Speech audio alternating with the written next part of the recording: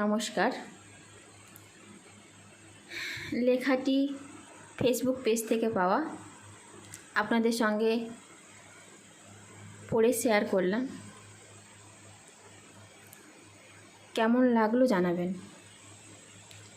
আমরা প্রত্যেকেই এমন এক সময়ের মধ্যে দিয়ে যাচ্ছি যেখানে দৈনন্দিন কাজ আমাদের সঙ্গে তো রয়েছে, কিন্তু তার সাথে সাথে এক অস্বস্তি, কিছু না পাওয়ার আক্ষেপ, একটা হতাশা সব সময় কাজ করছে। এই পরিস্থিতি থেকে আমরা কবে বেরিয়ে আসতে পারবো জানি না,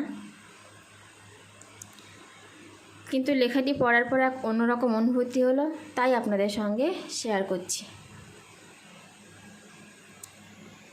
এ এক অন্য চিতা। আমি পুরুষ, আমি ধর্ষক নই, আমি ধর্ষিতার পিতা। চোখের সামনে দাউ দাউ করে জ্বলছে মেয়ের চিতা। আজও তবু আসে সকাল, আজও নামে সন্ধ্যা। এখন ভাবি ভালোই হতো যদি স্ত্রী হতো মোর বন্ধা। ভাই, আমিও পুরুষ, ধর্ষক নই, ওই ধর্ষকটার পিতা। যদি জন্মমাত্র জ্বালিয়ে দিতাম এমন ছেলের চিতা, তবে কাঁদত না কোনো ধর্ষণ হওয়া নির্যাতিতার পিতা।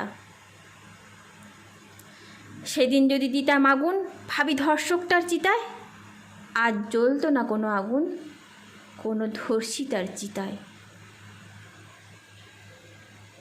আমার বুকেও জ্বলছে আগুন, নেভাতে কি আর পারি? অনুতাপে কেঁদে বউটা বলে, ভালো হতো যদি হতাম বন্ধা নারী।